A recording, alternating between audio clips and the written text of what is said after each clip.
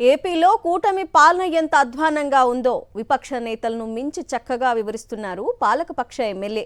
Super 6 హామీలను అమలు చేసేశామని చంద్రబాబు డబ్బా కొట్టుకుంటే పచ్చ మీడియా దానికి బాకా ఊదుతోన్న సంగతి తెలిసిందే.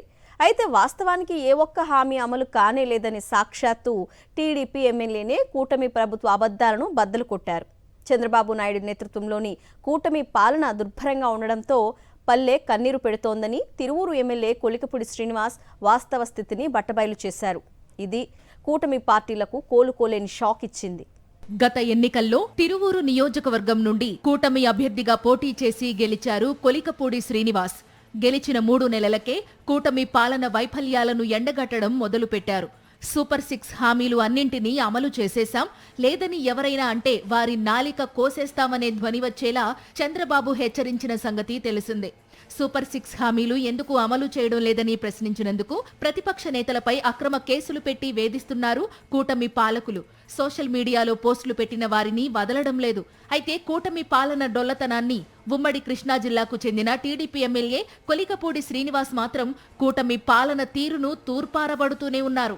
తాజాగా తిరువూరు నియోజకవర్గంలో 35 గ్రామాల్లో 480 కుటుంబాలను కలిసిన ఎమ్మెల్యే కొలికపూడి ప్రభుత్వ పాలనపై ప్రజలు ఏమనుకుంటున్నారో తెలుసుకునే ప్రయత్నం చేశారు.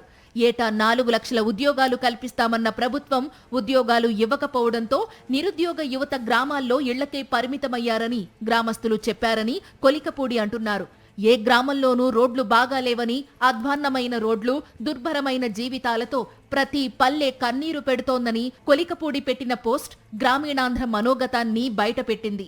కూటమి పాలన వచ్చిన తరువాత రాష్ట్రం మధ్యాంధ్రప్రదేశ్గా మారిందని, మంచినీరు దొరకని గ్రామాలకు కొదవ లేదని, కానీ మద్యం దొరకని ఊరు ఒక్కటి కూడా లేదని కొలికపూడి విచ్చలవిడి మద్యం విక్రయాలపై గతంలోనే మండిపడ్డారు. ఉచిత ఇసుక అందిస్తామని చెప్పి ఆ పథకానికే తూట్లు పొడుస్తున్నారని కొలికపూడి పదే పదే ఆరోపిస్తున్నారు. టీడీపీ నేతలే ఇసుక మాఫియాగా మారారని ఆయన దుయ్యబట్టారు. నిత్యం వందలాది ట్రాక్టర్లు, లారీల్లో ఇసుకను పొరుగు రాష్ట్రాలకు తరలించేస్తోన్నా అధికారులు పట్టించుకోవడం లేదన్నారు కొలికపూడి.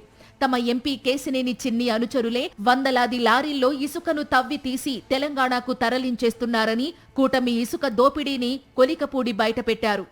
గత ఎన్నికల్లో ఎమ్మెల్యే టికెట్ కోసం కేశినేని చిన్ని తనను 5 కోట్ల రూపాయలు డిమాండ్ చేశారని ఆ మధ్య బాహాటంగానే ఆధారాలతో సహా విమర్శించారు కొలికపూడి శ్రీనివాస్.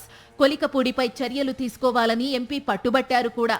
అయితే అలా చేస్తే ఎన్నికల్లో ఆ 5 కోట్ల డబ్బు ఎలా చేతులు మారిందో కొలికపూడి ఆధారాలతో మీడియా ముందుకు వస్తే పార్టీ పరువు పోతుందన్న భయానికి అధిష్టానం తేలుకుట్టిన దొంగలా మౌనంగా ఉండిపోయింది.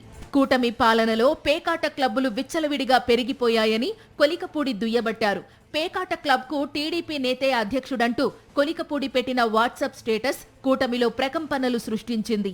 కూటమి పాలన లోపాలను, వైఫల్యాలను విపక్ష నేతలు ఎత్తి చూపితే విరుచుకుపడిపోయే చంద్రబాబు నాయుడు, నారా లోకేష్లు తమ పార్టీకే చెందిన కొలికపూడి తమ బట్టలు ఊడదీసి నిజ స్వరూపాన్ని బట్టబయలు చేస్తోంటే ఏం చెయ్యాలో పాలుపోక తలలు పట్టుకుంటున్నారు. విపక్ష నేతలైతే ఏదో ఒక కేసు కట్టి లోపల వేసేవారు. అదే తమ పార్టీ నేతను లోపల వేస్తే ఆయన చేసిన ఆరోపణలు నిజమని ఒప్పుకున్నట్లే అవుతుంది. అంతకు మించి ప్రభుత్వ ప్రతిష్ట మంటగలుస్తుంది. ఆ భయంతోనే కూటమి పాలకులు సైలెంట్ గా ఉన్నారు. కాకపోతే ఎంతకాలమని మౌనంగా ఉండగలరు అని రాజకీయ పరిశీలకులు నిలదీస్తున్నారు. కొలికపూడి ప్రశ్నలకు సమాధానాలు చెప్పే స్థితిలో చంద్రబాబు లేరు. అలాగని మౌనంగానూ ఉండలేరు. ఇది ఎక్కడికి దారి తీస్తుందో చూడాలి.